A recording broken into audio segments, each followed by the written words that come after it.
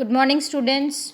Today we are going to discuss on primary and secondary data collection and the various methods through which we can do such data collection. So, what we are main objectives of this chapter here are: what are the definition and types of data available, describing primary data, methods of data collection, merit and demerits of those methods. We will describe the secondary data, its their source, merit and demerits, conclusion, references, and question and answer. Types of data. Data is information in raw as such and unorganized form that refers to or represent ideas, object. Data is limitless and present everywhere in the universe. Like, for example, an alphabet and a number or a symbol, it does not give you any complete meaning. Now, the types of data: primary data and secondary data. Primary data is collected by the researcher himself. On the other hand, secondary data is collected by others to be reused by the researcher. Now, let us see in detail about primary data. Data that has been collected from first hand experience is known as primary data. Primary data has not been published yet and is more reliable because it is more customized data and it is more closer to your research work. It is more authentic and objective. Primary data has not been changed or altered by human beings. Therefore, its validity is greater than the secondary data. Now, we will see the methods of primary data. First method, observation. Second, indirect oral interviews could be conducted for the primary data collection. Questionnaire method could be used. Schedules could be used. From local agents you can collect the data. Survey method also could be used.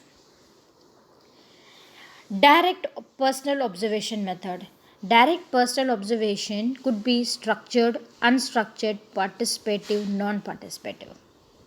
Indirect oral interview. Standardized interviews could be structured or unstructured. Non-standardized interviews could be one-to-one, such as face-to-face, telephonic interview, internet mediated interviews, one-to-many, like focus group interviews. Questionnaire method. A questionnaire is a research instrument consisting of a series of questions and other prompts for the purpose of gathering information from the respondent. Self-administered questionnaire, interviewer administered questionnaire, telephone questionnaire, delivery and questionnaire, postal or mail questionnaires. These are some of the types of questionnaires. Survey method. Survey is a detailed study of geographical area to gather data, attitudes, impressions, opinions, satisfaction level by polling a section of the population. That could be census survey, continuous or regular survey, ad hoc survey. Now let us see the merits of primary data.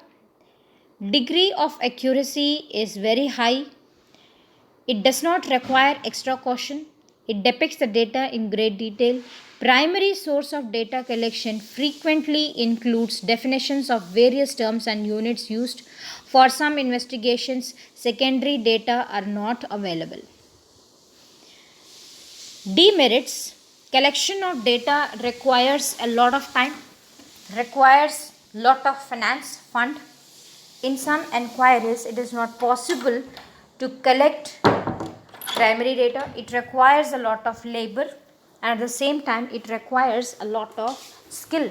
We should have the knowledge of conducting various interviews, observation method, how it should be used, and the questionnaires detail how it should be prepared. So it requires a lot of skill as well.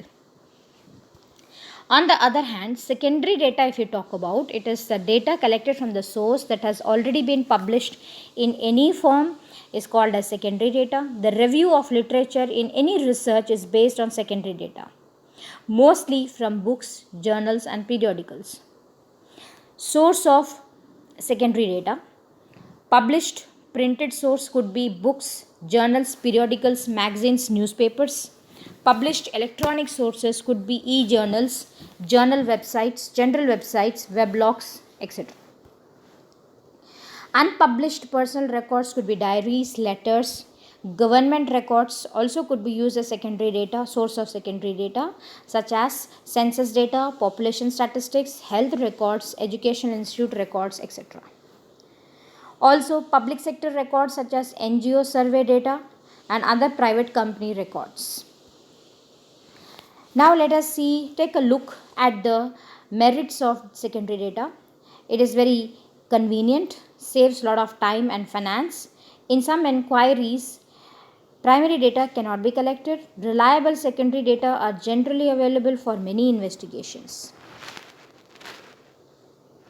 Demerits of secondary data: very difficult to find sufficiently accurate secondary data, very difficult to find the secondary data which exactly fulfills the need of present investigation. Extra caution is required to use secondary data, not available for all types of inquiries. Evaluation of secondary data: because of the above mentioned disadvantages of secondary data, we will lead to evaluation of secondary data. Evaluation means the following 4 requirements must be satisfied. That is, availability. It has been seen that the kind of data you want is available or not. If it is not available, then you have to go for the primary data. Relevance: it should be meeting the requirement of the problem. For this, we have the 2 criteria to test. 1, units of measurement should be the same. Second, concepts used must be same and currency of data should not be outdated. Accuracy: in order to find how accurate the data is, the following points must be considered, such as specification and methodology used. The margin of error should be examined. The dependability of the source must be seen.